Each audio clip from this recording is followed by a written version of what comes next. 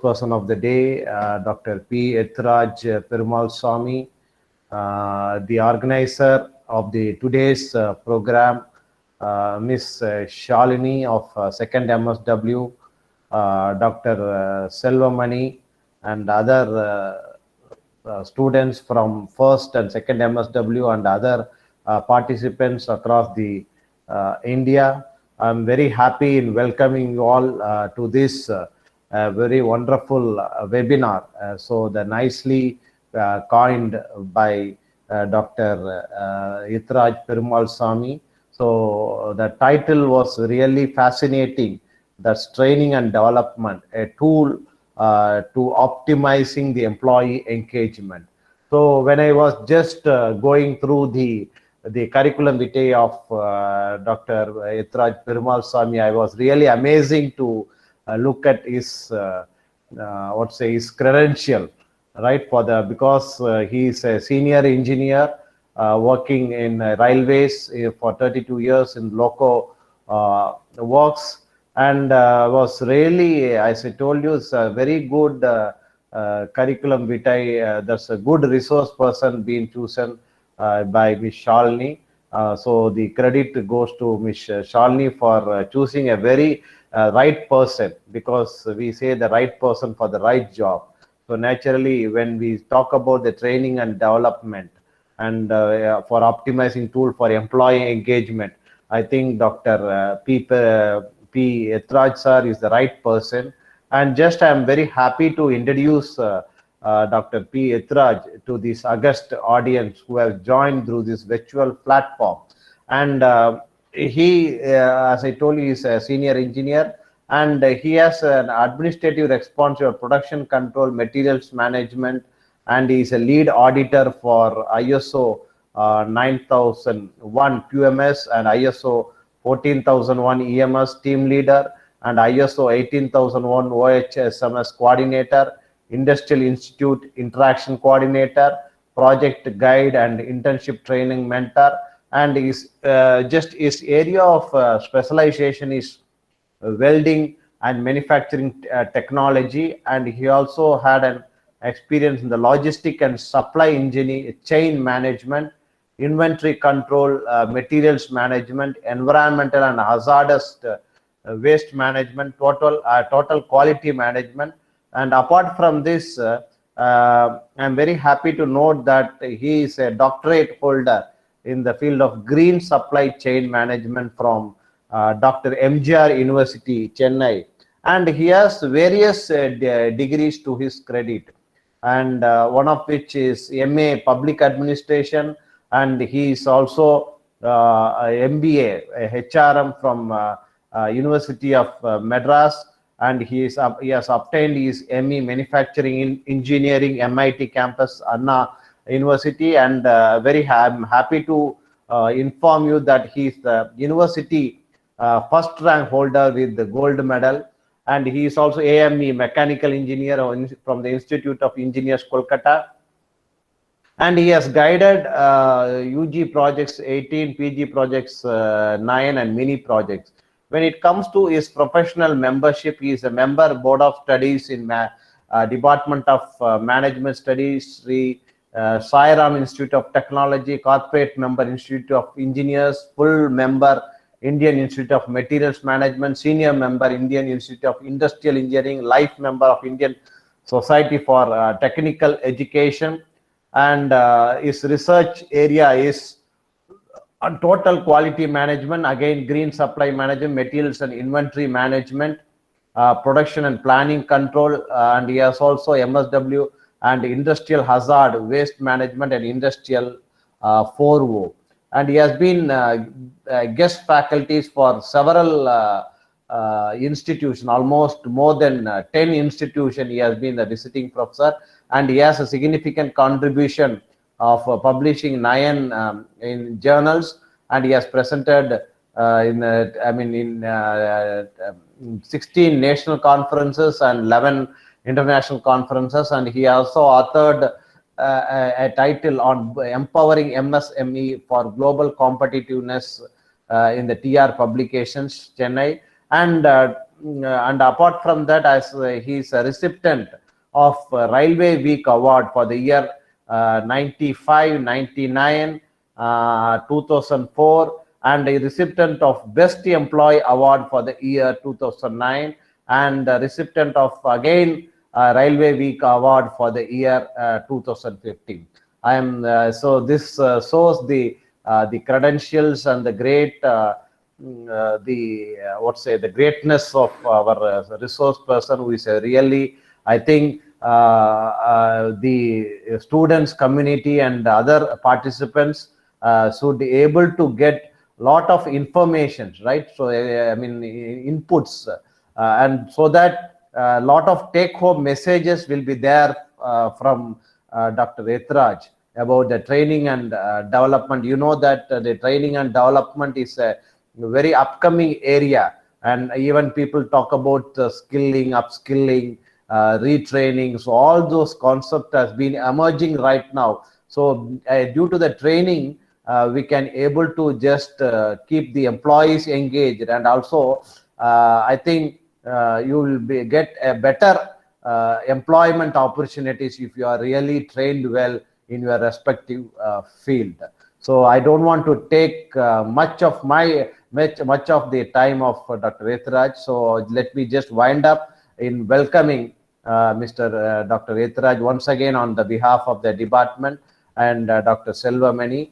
And this, I also my congratulations and wishes to Ms. Shalini, second MSW, who is a very shrewd and very energetic student who has taken up this program, and he has been very meticulously planning for this program. So my wishes to Shalini also. So with these few words, let me just conclude my remarks. Thank you. Thank you so much, Dr. Mangaleshwaran, sir. Thank you so much. Yeah. To bridge a gap between the... Thank you, Professor Dr. Mangaleshwaran, for giving a wonderful introduction about myself. Thank you. Thank you, sir. So shall we start it? Yes, Shalini, go ahead. Yeah. Okay. To bridge a gap between the thoughtful topic, a tool to optimizing employees' engagement, training and development. I'm inviting the person Dr. Etiraj, Senior Engineer, Southern Railway Department, who shines with the experience of more than 32 years, for the thoughtful conversation, discussion, and knowledge sharing throughout this webinar. It's time to hand over the session to Dr. Etiraj. Okay, fine. Thank you, Ms. Shalini. Thank you, sir. Please display the slide.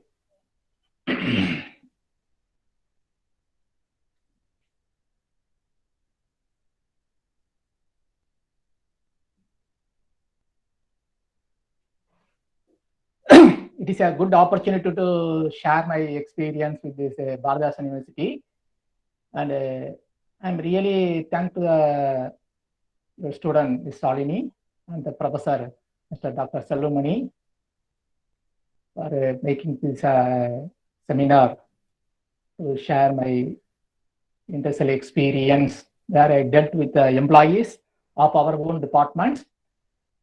Mr. Selvamani, start the slide. Next. Slide is not visible. Is it visible? Sir, Slide. it is eliminated.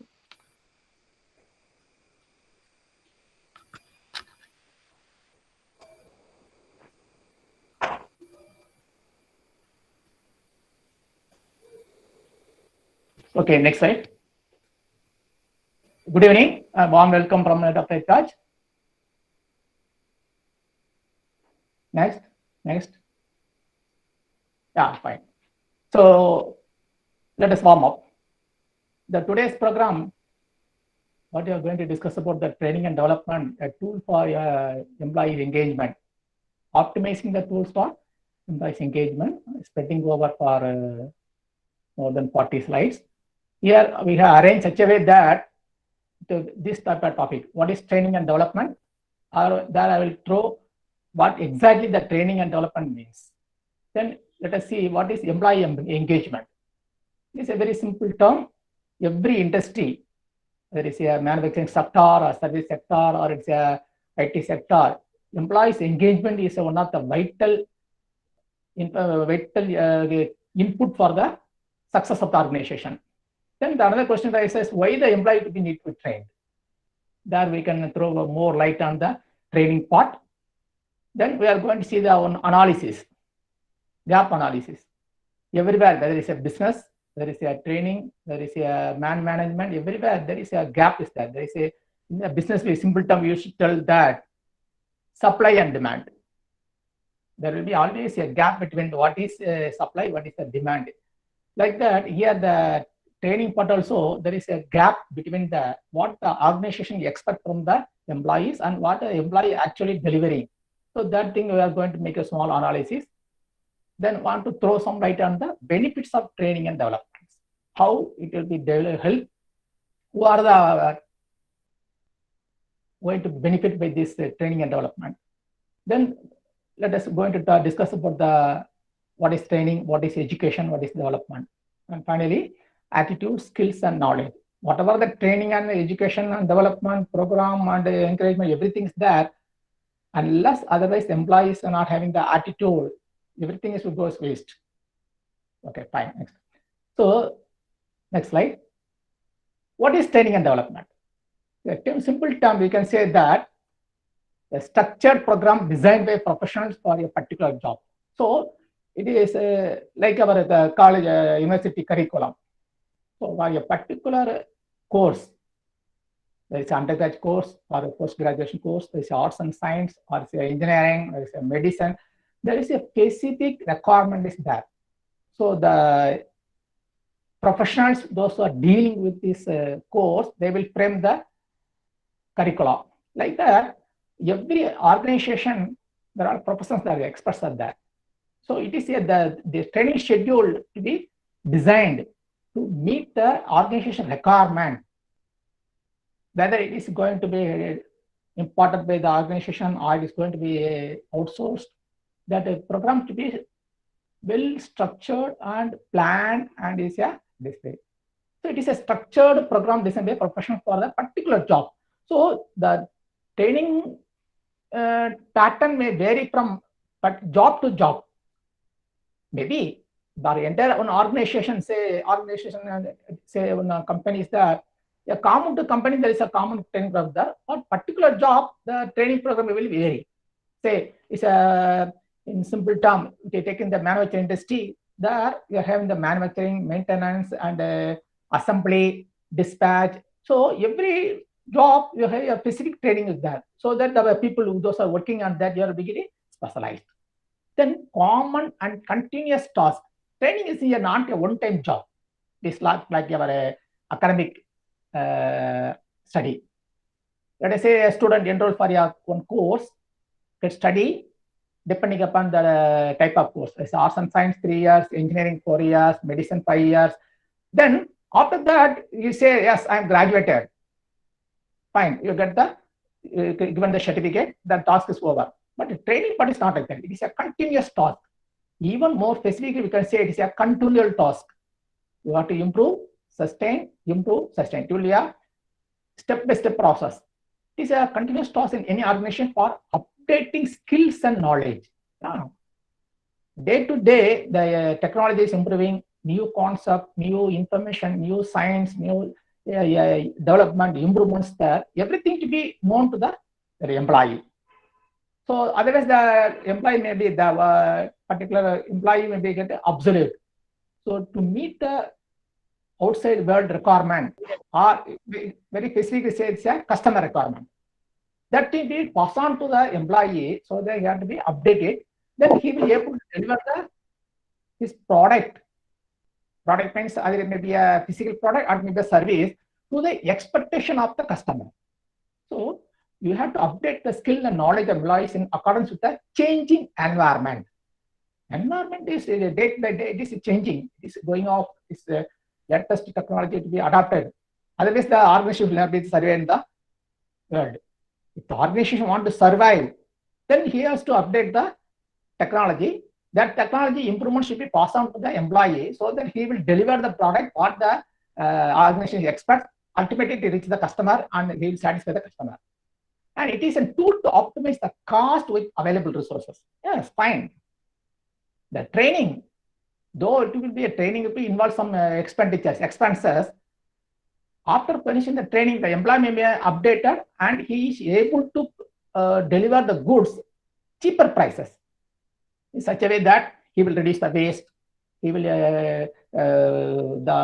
able to perform the job in a lesser time. So the ultimate benefit will go to the cost reduction. The cost of the production will be come down. Okay.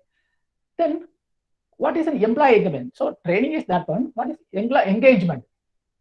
So engagement means a employee's commitment to this organization. It is obvious that all the employees are committed to the organization. Of course, we have to accept on fact that while the new recruits, there's a recruited by some organization for the job, they will give commitment. They will show the enthusiastic. They will be very interested to do job. But slowly, as the time pass, that enthusiasm will be waded away, or to be slowly reduced.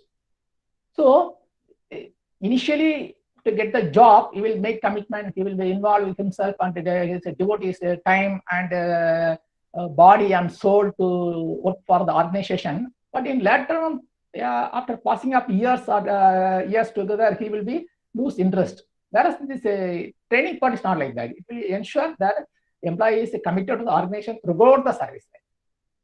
The feeling of psychological connect with the organization. That is, the employee should know, yes, this is my own organization.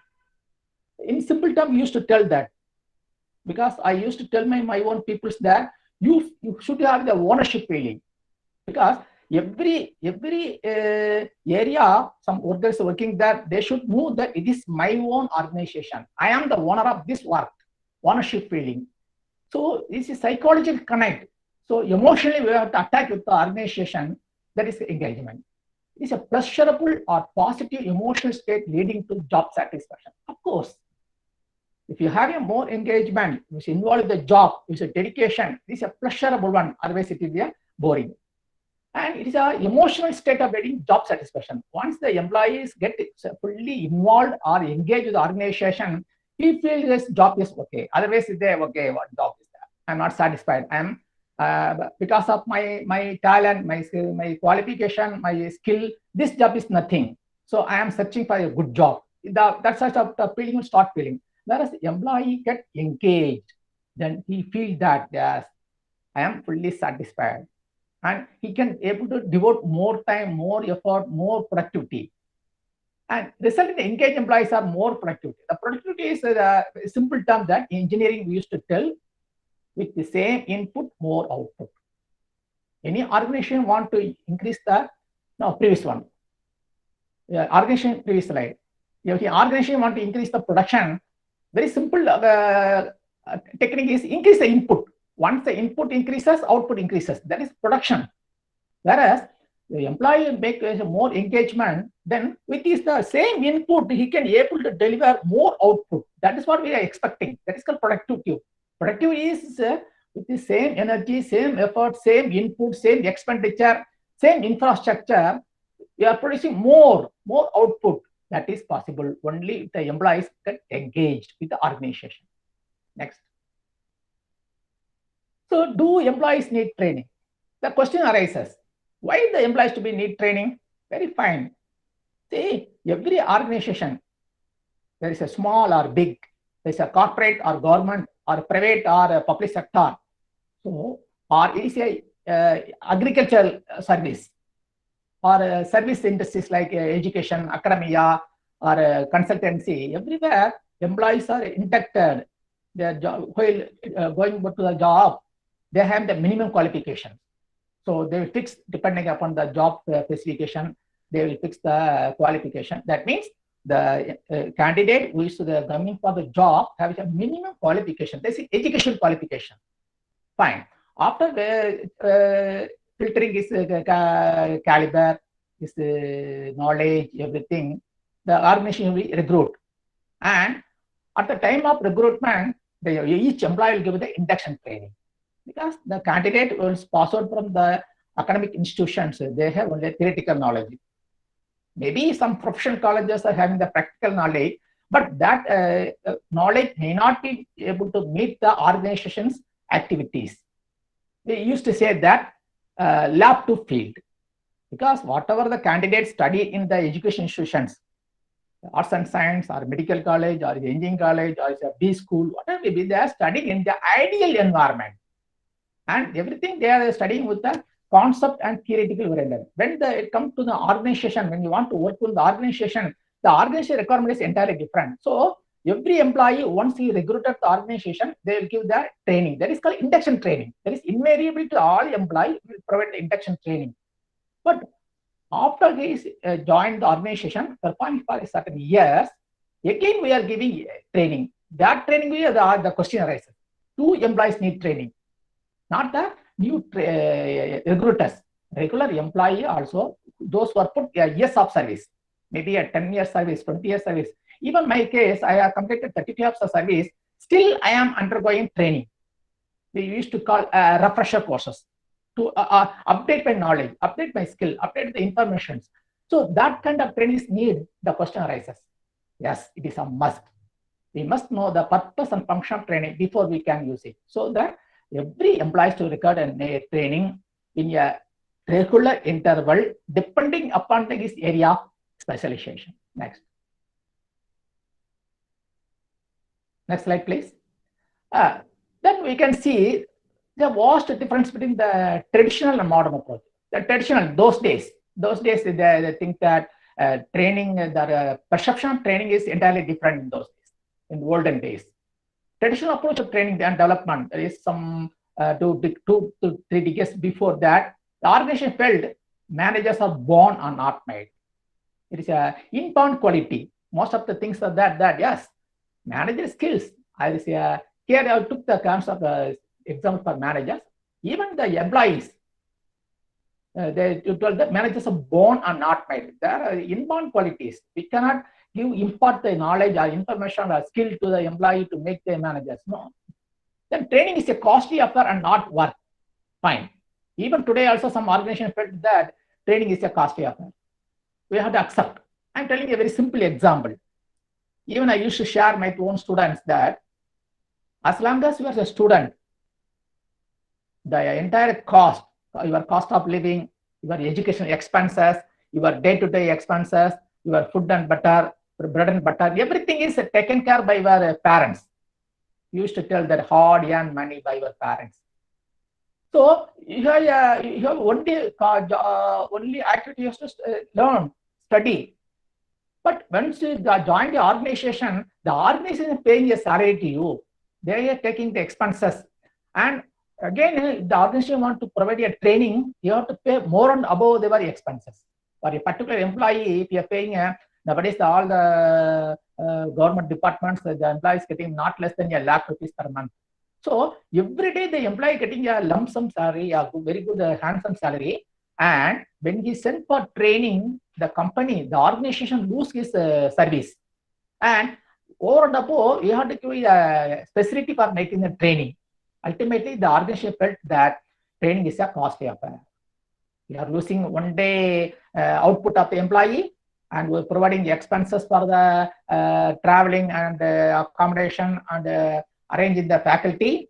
So it is a costly affair, they felt that, and not worth. Third one is organization used to believe more in executive pinching. They think that once the executive, the top management will, once the top management given the target, they will execute the work. Not the middle level management or bottom level management or workforce. It's not so. Even if you put a very high talented executive, maybe we used to tell that IIM output. The managers or top executives, those are passed from the Indian Staff Management, Elite B School India. Once they posted as a CEO, Chief Executive Officer, they will tackle, they will extract the work from the employees. How? Ultimately, the product to be, the basic work to be done only by the employee. If they are not provided training, they are not updated, they are not given the enough information, how will they do? So this is the old tradition approach towards the thought. Next. But modern days is not like that. Modern approach of training development. Now, everybody start to feel that training is an investment. Training is an investment. Training is considered more for retention of tool than a cost. Yes, we provide a training to an employee. It is an investment, enrichment, and it will retain the employee also. So even we have seen that employees who were given the regular refreshment courses, updating courses, they are more happy to work and they will not seek for quitting the organization. So ultimately the attrition rate will come down, attrition. And it has changed the Indian industry to create a smarter workforce and yield the best result. Yes, we want only smart people. So I used to tell my own people that work like a smart work smarter. Don't work like a bull. So you have to apply your mind, apply your brain, you apply your skill, apply your knowledge, and you have to work as a very smart way. So that we get the more output, more productivity, and both the organization will be happy and the employee will be happy, and you will get the maximum benefits. It's a modern approach. So training is not a wasteful expenditure. So that, okay, fine. Next. So you see one small gap is that. That is, every organization that is expected is in that. That is, when I taken the example from the automobile industry, say some Mrs. ABC and Co. They are expecting the production capacity on the 1,000 cars per a month. But with respect to time, as the time increases, say x-axis, given the performance in the result in the y-axis, the expected curve goes up the red color, which is say 1,000 cars per a particular period of time. But actually, the employee is able to given the production only 800 cars. So there is a shortfall of 200 cars. Why? Even though everything is available and the top management, they're fixing the target of 1,000 cars, not like just like it's not a mere number. After working out all the pros and cons, they are fixing, we expecting this month 1,000 cars to be produced. Whereas the actual output is only 800 cars. So there is this one is the blue color. In between, shortfall of 200 cars. There is a various factors. We call it a multi-criteria. There are so many factors which is involving the gap between the expected and actual. See, one of the reason also this is training development. So in training, this means we need to develop a program to fill the gap. How? Let us see. Next. Next slide, please. So the gap analysis, you see the reason for not making 1,000 cars, not enough resources, maybe raw material, infrastructure, machinery, power, number of stop skills. These are the reasons which may not be able to produce the organization to with the 1,000 cars. The gap analysis determine if the expected result is too high. Maybe the result may be 1,000 instead of 900. It may be of the organization fixed the target of 1,000. A target achievable. We have to see whether the target fixed by the top management is achievable. We have to find. This training is the only way to make it happen. If you provide the proper training, the employee will know, yes, we can produce this much of cost, not by mere calculation. It's not a thumb rule. This is scientifically you have to find out how much you can able to produce. Other factors, yes, other factors are there. Maybe of power cuts, natural calamity, accidents, and delay of delivery, and other service factors. So many factors there. But training and development is also playing a vital role in the gap which is caused by this expectation and the actual. Next. How to fill that gap? Another question. The gap analysis reveals. The gap analysis, the slide says that employee obsolescence are outdated.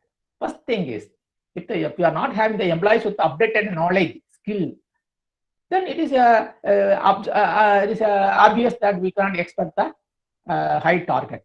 Technical advancement. Very first I told you, science is developing, technology is developing. We are using the latest concepts. We are using the computers. We are using the called 3D printing. Those days we used everything by manually. Nowadays moving to that, and the latest investment improvement is say artificial intelligence, machine learning, computerization, Everywhere we are using the soft skills, software technology improvement. So the employee, whereas at some 20, 30 years back, when the employees joined the organization, doesn't have that much of knowledge, not much of skill. So we have to improve. Then career plateaus. Okay. Need for education and training programs. Yes, obviously. According at par with improving knowledge, science and technology, the employees to be impart that as training. Then employee turnover. If we are not providing the proper training or regular training or refresher courses, naturally the employees will want to move out from the organization. Always, because there will be expectation from the employee side that they want to work with the organization which is able to fulfill their requirement. Those days used to tell that money is the motivating factor. Money is the motivating factor, not at all. Not always the money is not motivating. You have to create the environment, or you have to create the atmosphere which is more adaptable by the employee. How to fill that gap?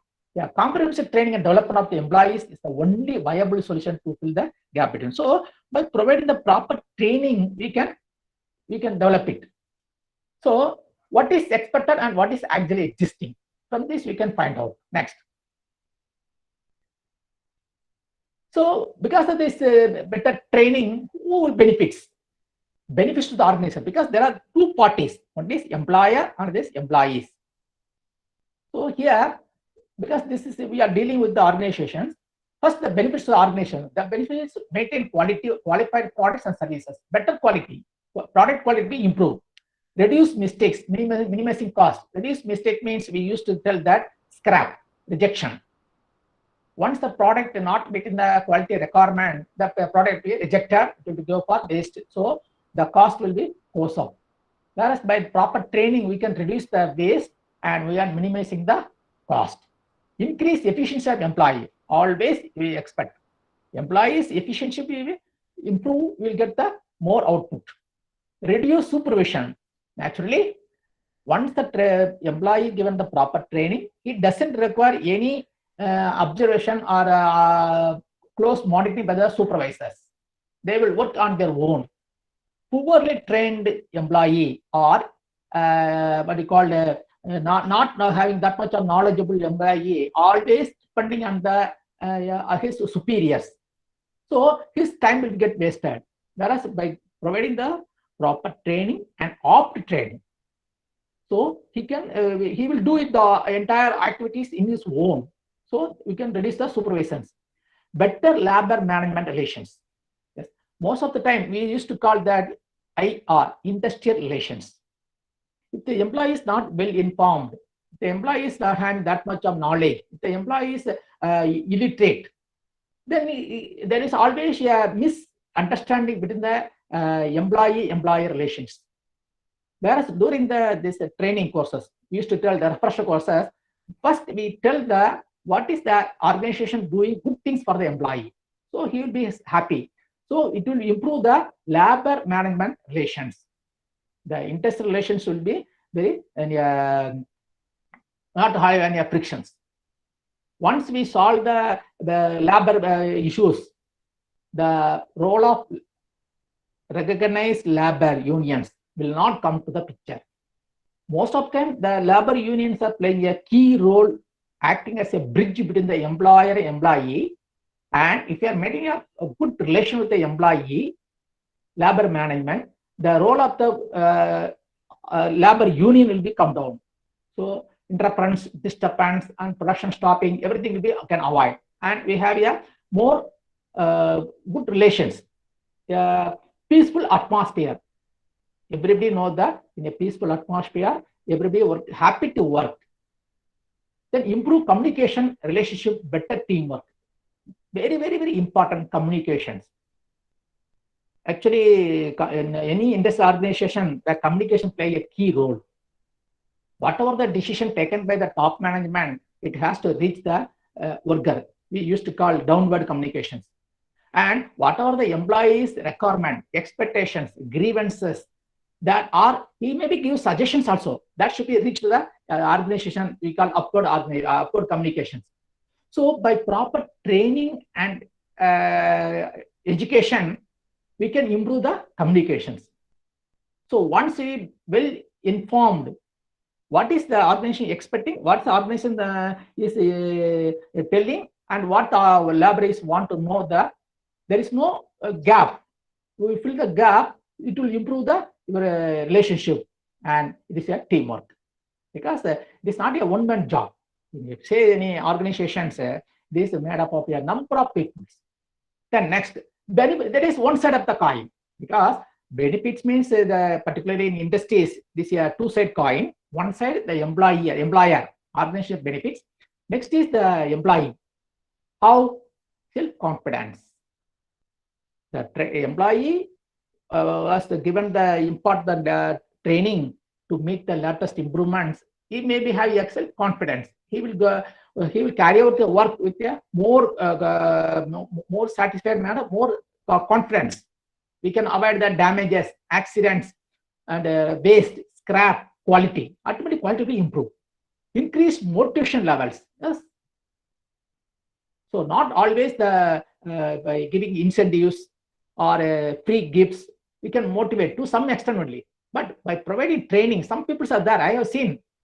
If you provide some extra cash, they tell, "Sir, we don't want any cash. You please give the training." We tell, "You show me the new concept. We are learning to. We are interested to learn." So that will motivate. High rewards and group efforts, because most of the work it will be carried by their teamwork. It is a group activity. So by training, we can improve the group activity and promotion. And employee also, everybody wants the promotion. When the employee joined as a technician, he wants to elevate to the supervisor. The supervisor is joined the organization as a supervisor. He wants to elevate to the manager. Yeah, manager want to become a general manager. So by proper training, he will acquire more knowledge, more skill, more talent. It will give way for his promotions. So the training and development is a benefit for both sides, both employer and employee. Fine. Next. Let us say a simple terms. What is training? Training is a systematic process through which an organization's human resources gain knowledge and develop skills. What are the way of training? We are going to see the type of training. Ultimately, the employee will gain the knowledge and he will develop the skills. That is, this is improve corporate performance. Fine. Next. What is development? Development is a broad concept. Development is not say it's a simple improvements. It is a broad concept. Development in the organization, development in the activity, development in the personal development. It is a vast one. It will take care of the A to Z of about the organization. It is a feature oriented. It is not today's activity. This is a long-term improvements. We call this a corporate planning. About growth and enhancement of the individual. Individual get also benefited. Preparation for the future roles. Of course, the organization maybe want to produce latest cars or machineries. It is a development. They want to enhance their business. They want to start new products. It's a long-term goal, medium to long-term payback. Of course, whoever want to invest the money, they want the payback. We call ROI, return on investment. So development in that sense is a 360-degree activity. Next. Let us see a small difference between what is training, what is education, what is development. This obviously everybody knows that. However, I want to tell that in simple terms for the benefit of the students. Training is a short-term, task-oriented and targeted on achieving the change of attitude, skill, and knowledge. Training is not a long-term process; it's a short-term process. Particularly for working employees, we used to tell the train. This is a task-oriented target to achieve the change attitude. So we are expecting the employee's attitude has to change. His skill has to improve, his knowledge to be improved in a specific area. I am not expecting the employee has to improve the worker who is working in assembly section want to know about the financial matter. No, I am not expecting. The worker who is working in welding area, I am not expecting he has to expect in the marketing area. No, this specific area. If your employee is working in your own particular department, he has to improve his skill, knowledge on his own department. After that, it's up to him to acquire more knowledge, more information, more education to know about the entire organization activity. That is his own personal, individual expectations. But as an organization whole, if you provide training, that will improve the skill and knowledge of a particular area. And it is usually job related. Again, typical. We used to tell the machinist. Machinist, we are training. I can give training only in machining, operation of machines. I can't give him training in welding. Welding is a different activity. And welder, I can give only welding training. I cannot give training in the painter. A welder, I want to become an expert in welding. So by imparting training to the welder, his skill and knowledge will improve, and he will be able to do a better welding. And he will develop. We call it a vertical growth. Okay, fine. Some organization want to do the multi-skilling by using the one worker. They are expecting on to he has to do the machining activity, he has to do the welding activity, he has to do the painting activity. That is multi-skilling. That may be suitable for a small size, one or two persons working there. But in your organization working large companies, every activity is dealt by the individual employees. Then education is a lifetime investment. Education is a lifetime investment. So it's not a short-term process. Education. We are having our education structure in India. We see school education, college education, higher education, research level. It is a lifetime investment. It is probably a long years. We have to provide. We want to masterize, then we have to pass through the 12 years of school education, then say 3 to 4 years of college education, then 2 years for another postgraduate level, then doctorate level, then postdoctorate level, then further research. So it is a long-term investment, lifelong investment. It tends to be initiated by a person in the area of his own interest. Education cannot be imparted by the organization. It is an individual personal interest. And we cannot expect that the organization or the company will be provide the education for the employee. That is not expected. It's not required. Of course, nowadays the MNCs come out with a good idea. IT company, I know few companies, they are not recruiting with the graduates. They are recruiting through the school pass outs. Just with the students, those are passing out the +2 level, they are inducting and providing education and training to meet their specific requirement. It is an IT field, they will provide the basic education above the school level, and they will give their specific training in the IT field. So at the time of his completing his college education, he has become very expert. And I have seen one organization in the very good, very large construction organization companies there. They are recruiting engineering graduates and imparting 2 years post-graduation course in IIT and NITs.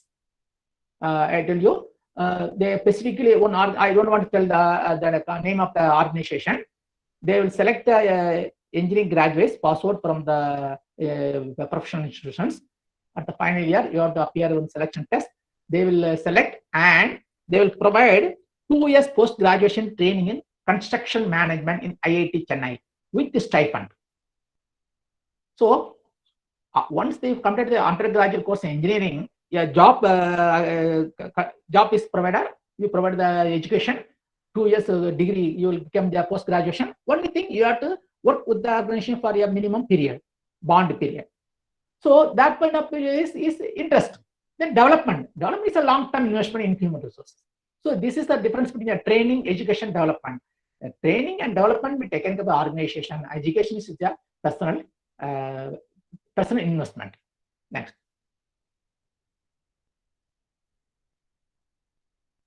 Next. Let us see the attitude, skill, and knowledge. We use ASK. Training is simply means to use activities to fill the gaps of performance between actual result and the expected. Yes, I told you very first. I shown you one graph. What is expected? What is actual? To fill the gap, we can do the training. But this training, this gap can be separated to 3 main themes. One is attitude, This is personal oriented. This is related to psychology. Then skills. There is a individual effort, knowledge. It's a brain. So these three play a key role in training and development: attitude, skill, and knowledge. In abbreviated, we call ASK. See, let us next slide. How it is vary? See rank ASK by difficulty developing people. We know pretty well that they have a positive attitude, negative attitude. I have some skill. I maybe have a drawing skill, or I have a painting skill. I have a dancing skill. Whatever. I have knowledge. Yes, I possess the required knowledge. Here, out of these three, we are going to say the rank, which is very easy, which is moderately difficult, which is most difficult. Just for giving this one, I read attitude equal to easy, not that. It's a meta following. So when saying ASK, it is not, it's the same fashion, it will be attitude is easy. So see, attitude is most difficult thing. And starting from the easy, knowledge is easy, very easy. We can provide knowledge, we can impart knowledge, we can give that education training to the employee, he gain knowledge. It is a very, very, very easy compared to other things. Skills, moderate and difficult. Not all the candidate will be acquire the required skills. Everybody acquire knowledge. That is why they are telling passing out the college with a flying class. We can say graduates. This top pass out. We can also but skill you have to impart. Yes, develop. So this is moderate difficult. Attitude change. Attitude change is very, very, very difficult. Unless otherwise the individual is come forward and he has to change the attitude.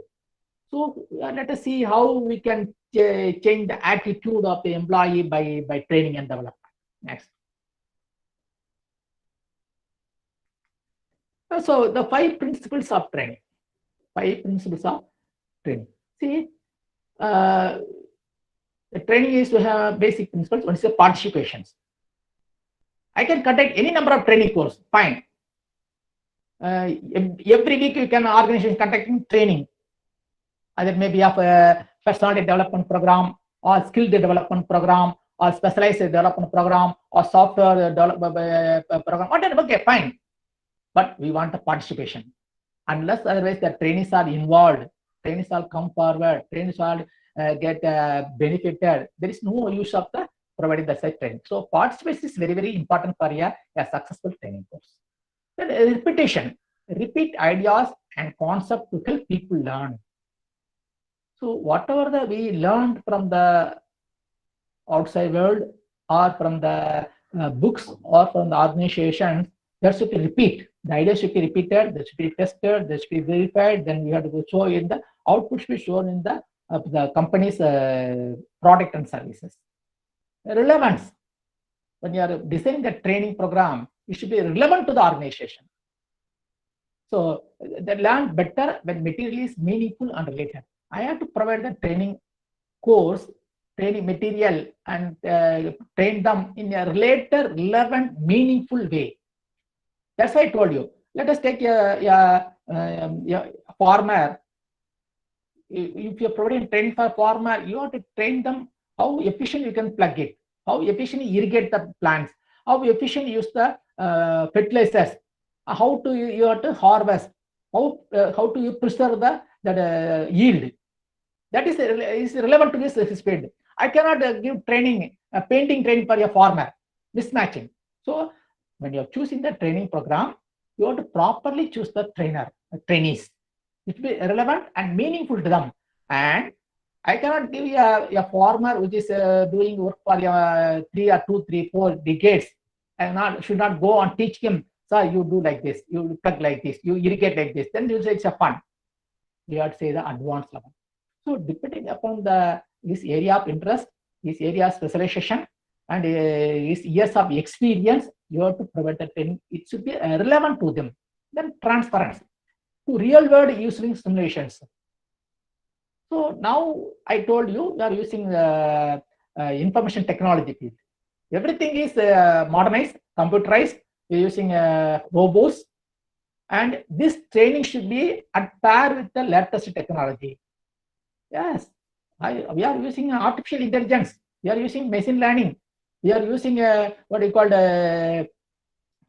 software concepts. I should not go and teach them with the old type of manual method. That will not be so. It should be matched with the real world users. Then feedback. Okay, fine. We selected the trainees, appropriate selector. We conduct the training. The training program is very relevant to him, very transparent.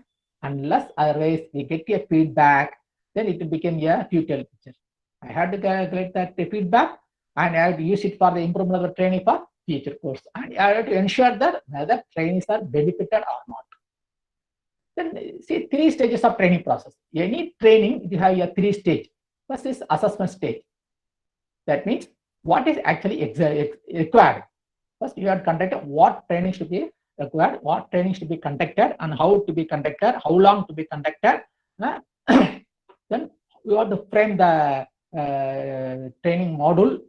There is the assessment stage. Then training stage. This is the actual important training. This is going to be interact with the employees. We are going to conduct the training course. Then evaluation stage.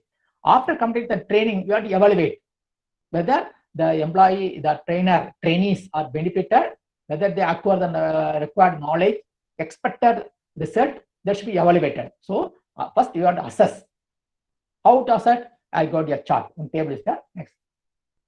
These 3 stages, we are having a multi activities.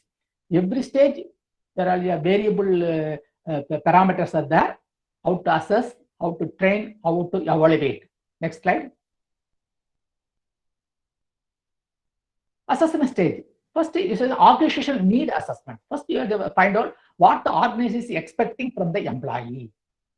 So, unless otherwise the organization's expectations are not defined, then we cannot frame the training. So, for that, you get the top management's requirement. What is the next future plan? Whether you want to go for vertical growth or horizontal growth. That means you have to do the task need assessment. Next, you should tell that training need analysis. This process in our organization, we used to conduct the training need analysis. We call all the stakeholders, every departmental heads, and we'll conduct a survey, and we will use so on because department heads and supervisors are the better judges. They know what expected, what is required for the employee, their own employees. So we conduct the task assessment. Then we develop the development of training objectives. Development of the objectives is very, very important. That means after the important training, what is expected? Whether the employee has to improve his work output, or he is going to improve the quality, or he is going to reduce the cost, reduce the waste, reduce the time. That is objective. Then development of criteria for training evaluation. Fine. I have the assessment. I done the training need analysis. I developed the objective. I frame the training. Finally, the trainees, how you are going to evaluate. After giving the training, the employee to evaluate it. This is a feedback system. What is the evaluation criteria? That is the assessment stage. Second is they come to training stage. Now I am giving a practical training, actual training, design and select procedures.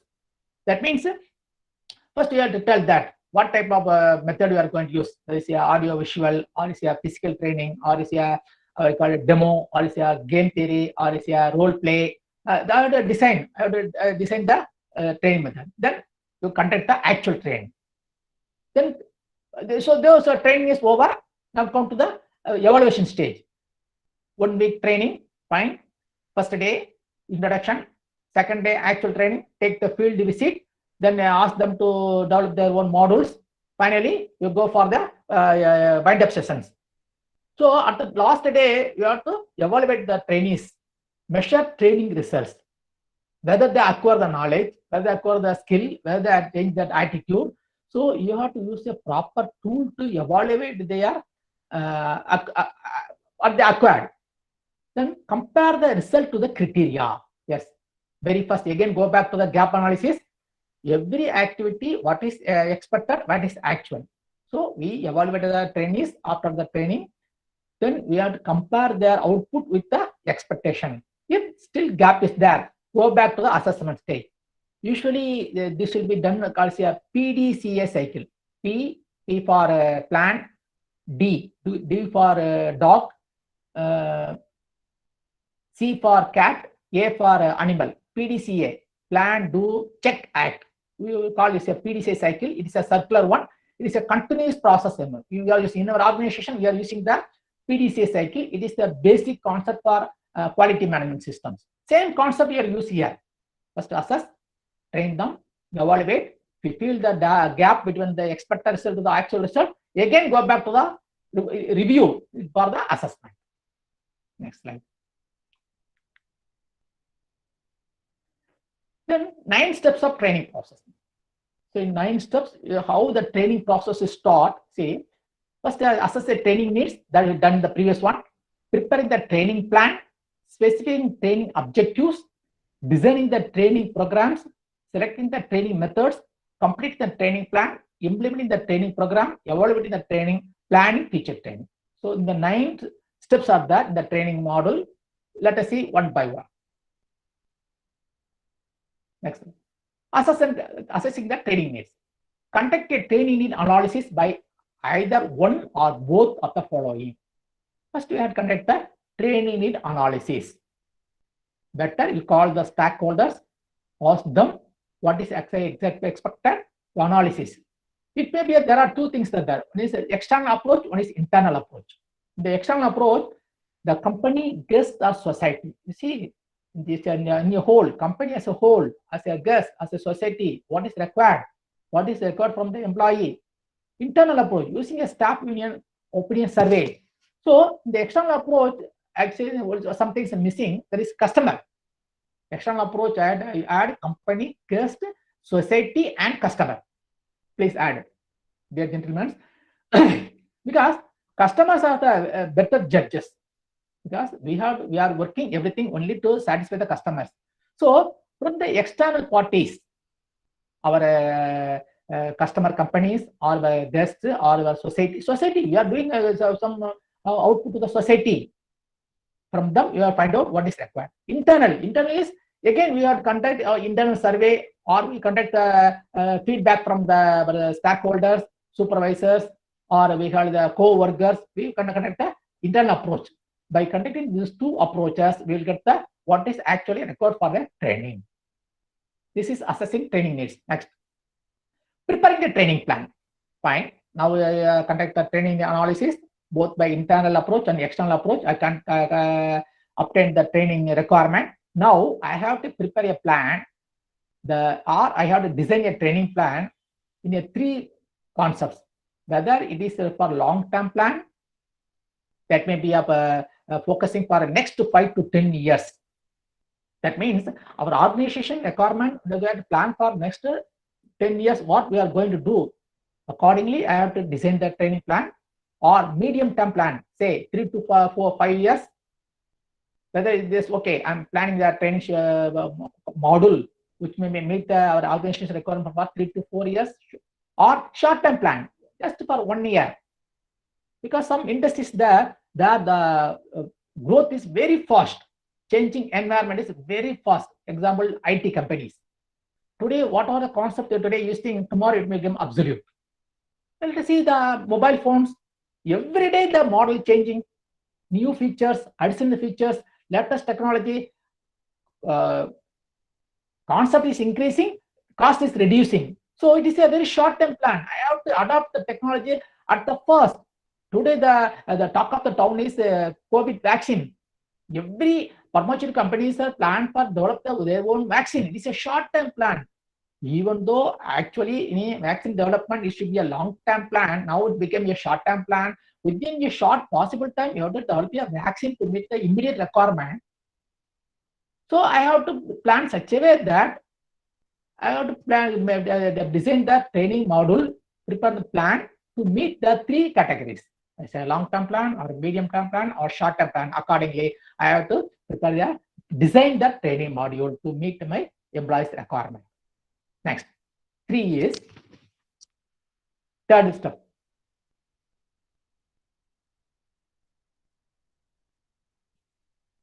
change the slide. Specifying the training objectives. What is the objective? After the training is completed, what are you expecting? I cannot conduct a training just for fun, because very first told training is a what is called a costly affair. So every training module should be a very smart. The training objective should be very smart. Yes, how much? See the picture. He is pulling a load. You have to specify how much load he has to pull. He has to move the load to some certain distance. Measure.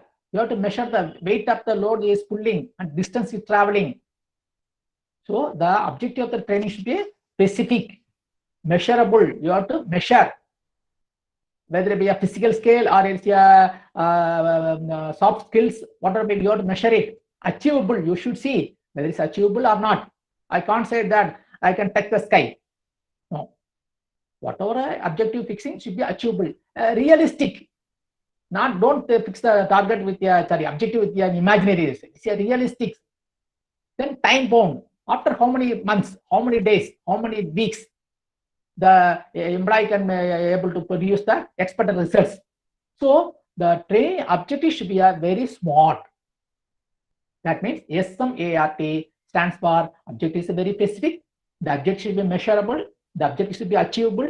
The objective should be realistic, and the objective should be time bound. Then only it is here called true training plan. Then designing the training programs. The training program which is spelled out the various factors.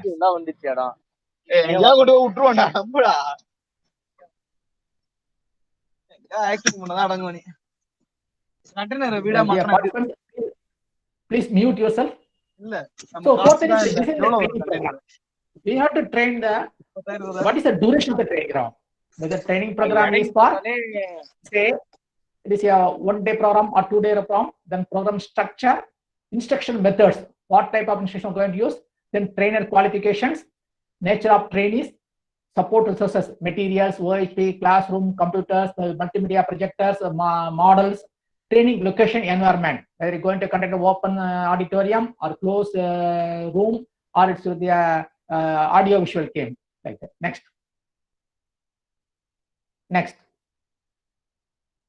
Selecting the training methods. Usually in industrial organization, we have the two types of training methods. Either it's on-the-job training or it's off-the-job training. On-the-job training study for sitting and the coaching, mentoring, job rotation, in-house courses, job environment, job engagement projects. Under each category, I have a separate slide. I will throw more light on that. Whereas in the case of off-the-job training, it is a classroom-based theoretical training. Outdoor learning. Please go to the previous one. Previous one. Classroom based, outdoor learning, external courses, e-learning. Nowadays, this became very, very, very popular. E-learning. During the 2020, we have adopted all the type of e-learning, distance learning, workshops, case studies, and role play. Under each category, we are going to discuss next. Next slide, please. Completing the training plan. So you have to tell the target group. Who are the target group? Who are the trainees? You have to fix the target group. Assess your audience. Topic. Which topic going to be faced? There's a task, a skill, or attitude ingredient. And method. Whether it's a direct method or indirect method. Time. How much time? 1 hour training, or 1 day, or 1 week, or every day having a 1 hour session, morning session, or evening session. Then location. They're going to conduct within the organization or outside the organization. This is the location. Next.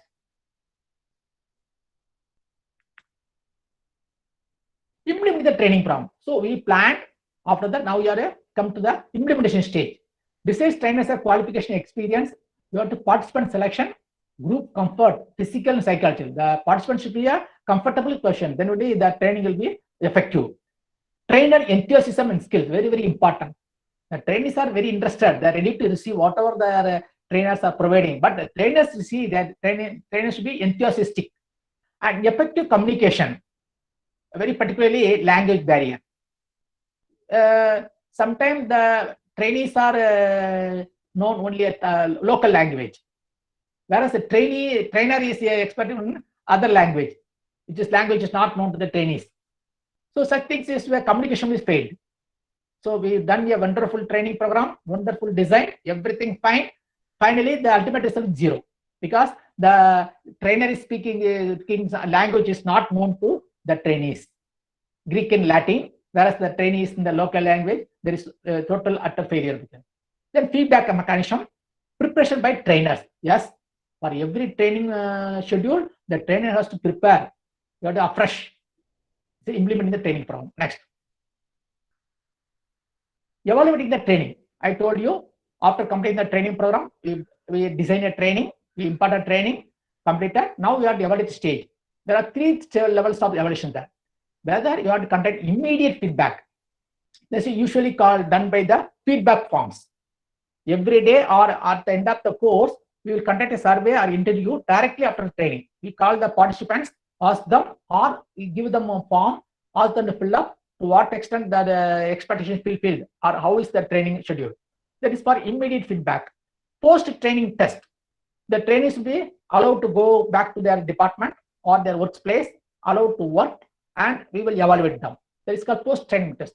The last one is post-training appraisals. Usually appraisals is done in all the organizations.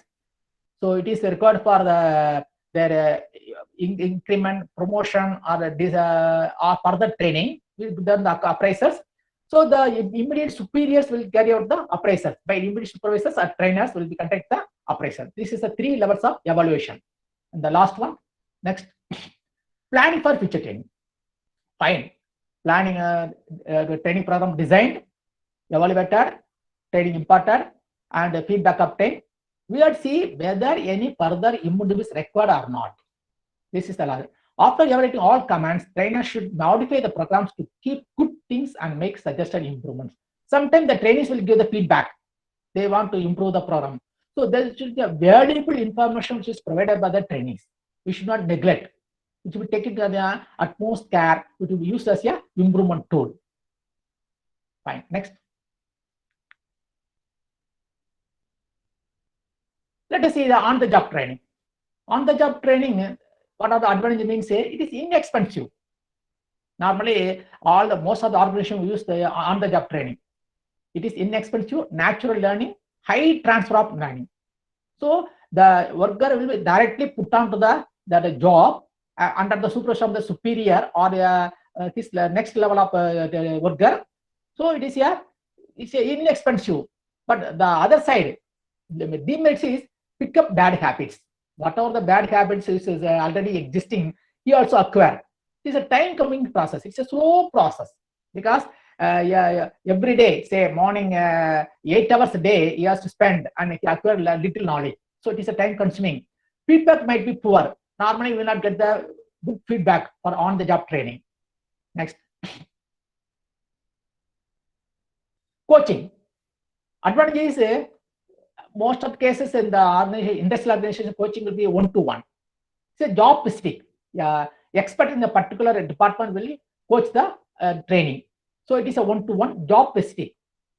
Pays to the employee, directly to the employee, immediate and direct feedback. So once the 1 hour spent, the coach is completed or the 1 hour presentation, immediately get the feedback. Useful for succession planning, future planning will be used. Disadvantage is time constraint because we used to tell that coaching is one-to-one, that personal coaching. So the coach or trainer can conduct only one, take care of only one training. So time constraint, lack of individual attention. If you have more trainees are there, it's very difficult to concentrate on all the employees. A single trainer cannot focus on more than 2-3 trainees. It is a lack of individual attention. Next. Mentoring. So we have a lot of mentors. They are not coaches, they are mentors. Advantage is very flexible because the trainee will approach the mentor with both the flexible timings. Useful succession planning. So irrespective of the time, place, location, environment, we can fix the flexible plan. Plus to the employees, immediate and direct feedback like the coaching. But the disadvantage is infrequent contact. In the mentoring process, they may not contact a regular measure. They according to a convenient time, they will meet. So infrequent time, Managers poor mentoring skill. Normally, managers will be assigned a mentor role, and most of them, we cannot expect all the managers experts. They by accident or by unfortunately they become the managers. By virtue of administration, they are occupying the manager role, but they may be a poor mentors. And managers non-available because manager is always busy. So the trainee will be waiting for the manager may not be available. So mismatch. Then job rotation. It is a wonderful process. So advantage is relatively inexpensive. I am telling you what job rotation is. Today, one worker is working assembly section. Tomorrow he will be sent to the welding section. After that, he will send to the machining section. After that, he will send to the painting section. After that, he will send to the packing section. So like that, it gives him a rotation. So it is a relatively inexpensive. Facilitate communication and teamwork. It will form a teamwork. Exposure to different situations, very, very important. And motivating. Most of the times, organizations will do the job rotation because it is a very good motivator. One at a time, because we are as a human being, if you are routinely do the same job, after some time we'll get bored. So it is better to have a job rotation. It is a highly motivating factor and it will yield more results. But it has its own disadvantages. Unsettling, jack up all and master of none. The employee will undergo training in all the departments, but he is not mastering any subject. So we cannot say that he is expert in painting or welding or assembling or marketing. He is saying all the skill, but is not master. Difficult to monitor, very, very difficult. Feeling of inequality. So that's so complexity is that. Superior, junior, seniors, complexity is that. It's a feeling inequality. Next. In-house training courses. See, if you are talking about the training and development, most of the training and development, it may be in-house training facilities. Because almost all the organizations, whether it's a company, organization, office, or manufacturing sector, service sector, IT sector, they have their own training centers. They will conduct all the training program in their own facilities. Advantages can be tailored to company needs. A tailor-made program. Very well, the training program can be framed such a way that to meet the exact requirement. We made it a tailor-made programs. Confidentiality. Confidentiality is very important. Company secrets will be given out. Otherwise we call it a trade secret. So since the training is conducted within the organization, confidentiality is maintained away from the workplace. So worker will be sometimes will be taken away from the work spot and keep training. Disadvantage is, will they do the job any differently? No, they repeat, not specific enough to the job, not practical enough. Most of the time, the in-house training facility is not sufficient. Next. Next. External training courses. These will be followed by some small organizations.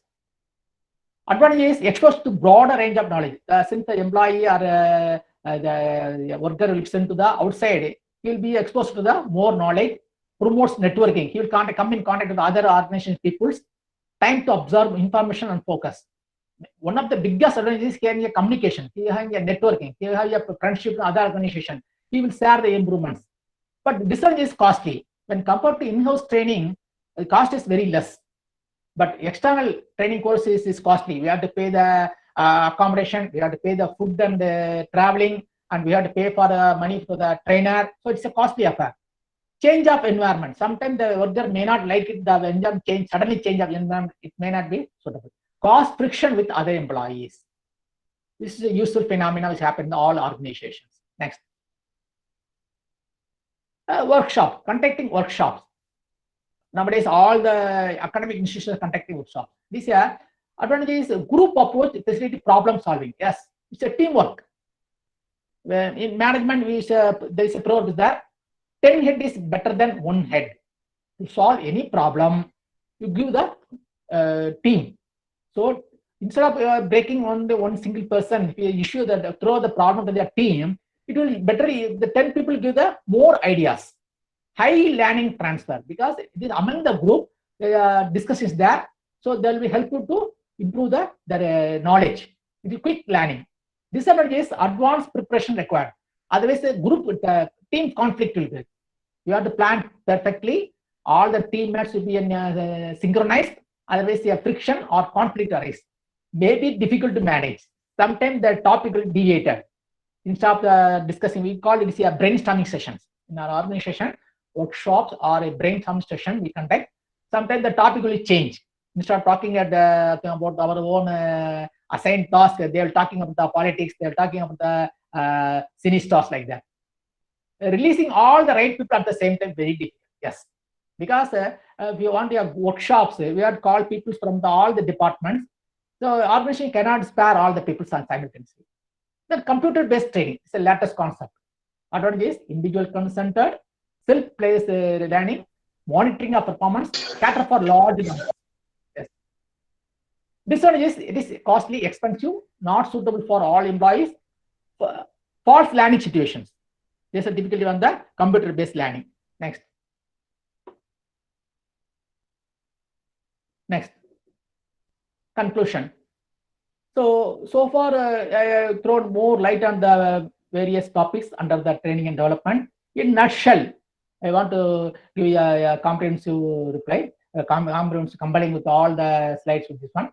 This training and development is considered as a strategy for growth in every organization. Every organization, all the companies, offices, whether it's a government or private or public sector or quasi-government or individual organization, they consider a strategy for growth. Any training and development program is focusing on the growth, employee growth or organization growth. Training and development is adopted by the organization to fill the gap between skills and future opportunities. Yes. Ultimate aim is we have to fill the gap. Our expectation is more. Or we have the latest of technology, information, improvements, technique, and whereas running with the old obsolete technology, to fill the gap, the training development will be useful.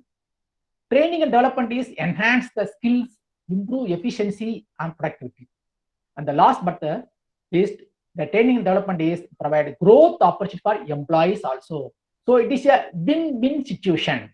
Training, development, I ultimately says that it is a win-win situation. It is benefited by both the employee and as well as employer. So both are benefited. It's a successful game. With this one, I want to conclude my session. Thank you. Thank you for patiently listening. Thank you. This panel is opened now for question and answer session. The participants who are all having any doubt, you may ask the question or you may imply it in a chat box.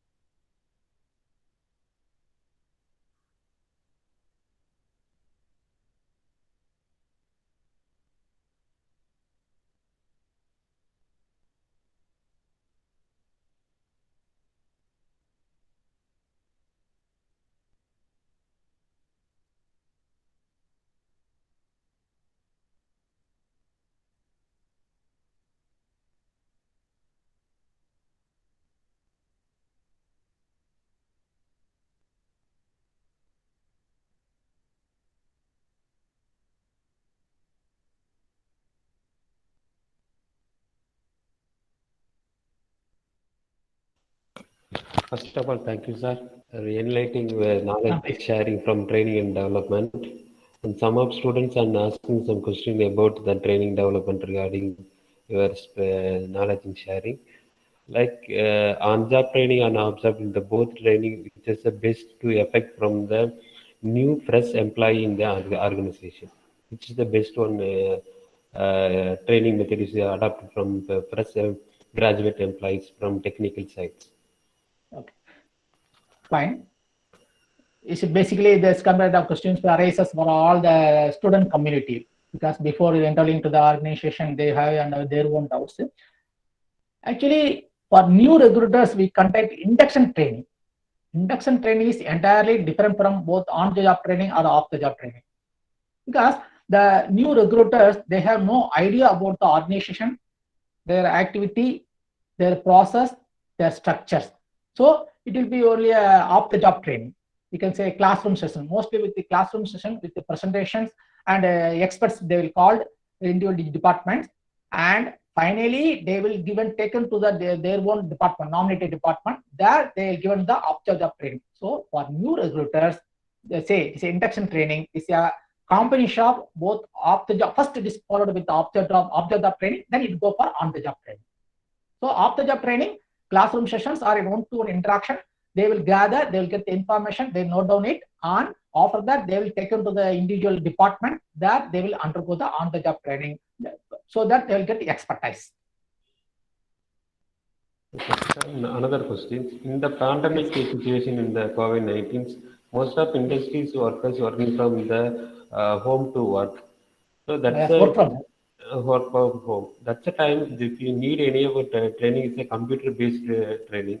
So what are the procedures followed to effective proceed from the computer training? Because most of the workers are direct mode to encouraging all the training motivations, everything's needed to be effective result.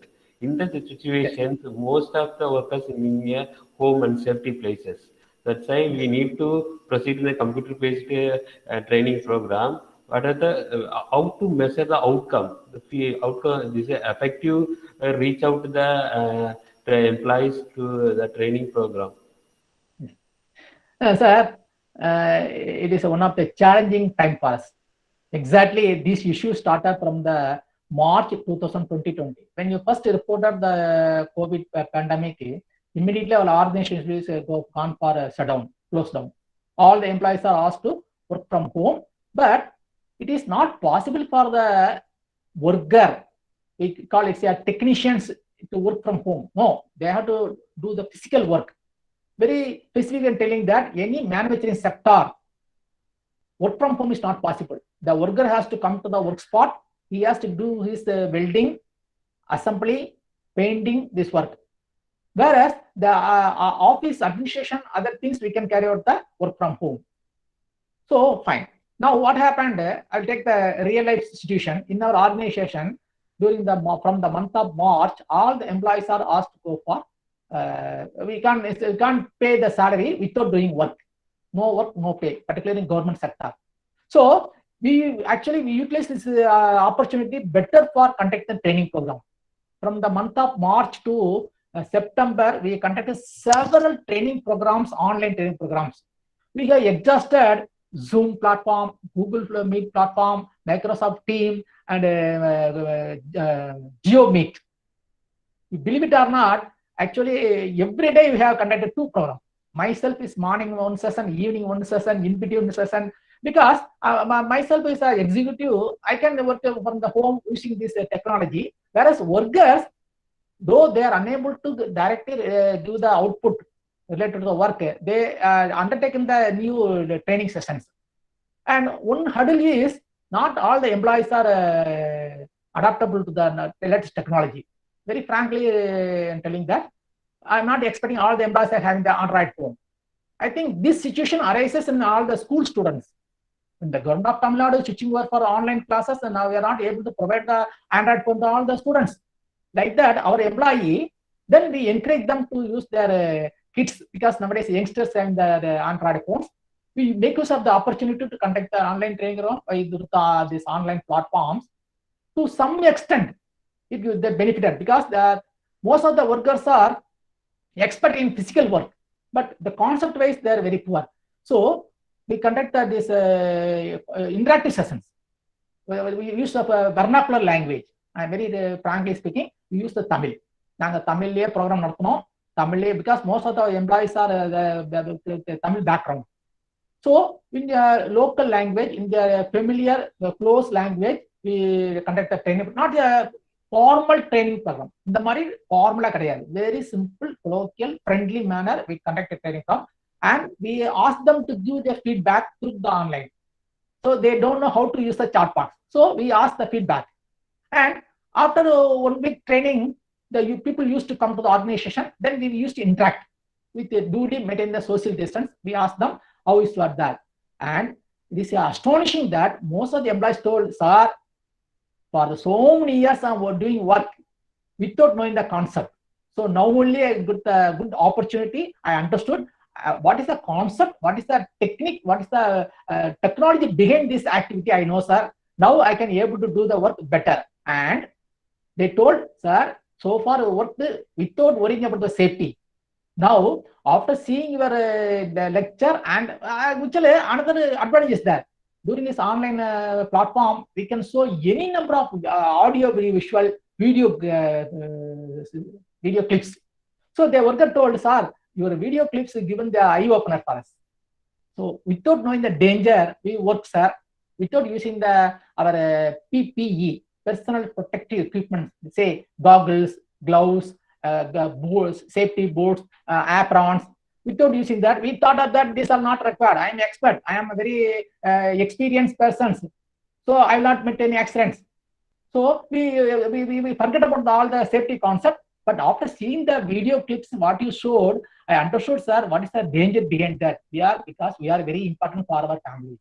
We are the breadwinner for the family. So I know, sir, I use the protective equipment. Here onwards, I will not neglect the safety aspect. So thank you. Like that, we got the feedback. The feedback is very tremendous. And even some people are used to call in the midnight by phone. Sir, yesterday you shown the video clipping, sir. That is a very, very useful, sir. So even though this pandemic helped us to give a lot of trouble, we learning training part, we took the advantages. And in terms, we put the tanks on, we put almost more, we hiring more than 1,000 employees there. We reach almost 70% of the employees through the online. So I can't say that there's a COVID-19 has given the loss to the other sector, but other the training and the development parts, there are a lot of things, improvements are done. So even today also, because guest lecture is done only by the physical form. We used to, because throughout my career, I used to visit colleges, universities, and academic institutions, and there I will go there and will present it. And there will be meet only limited persons. So only one particular department, even if say one particular department, because I myself is a background of a mechanical engineer, I used to conduct the program in the mechanical department. But the next nearby department, civil engineering, but they don't know. Now, doing the online training from anybody can participate, irrespective of the locations. Faraway places, they can contact. So it is otherwise it's a benefit to us one. I hope this will meet your answer. Yes, sir. Thank you, sir. Time to consent. We are kindly to proceed from another step of the webinar. Welcome to propose the vote of thanks. The course coordinator and webinar coordinator, Shalini, and propose the vote of thanks.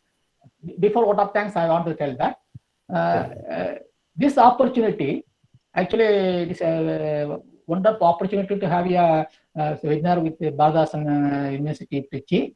First of all, myself, I want to thank our coordinator, Dr. Professor Selumani, who has taken a lot of effort to invite me, and the student coordinator, Mr. Shalini.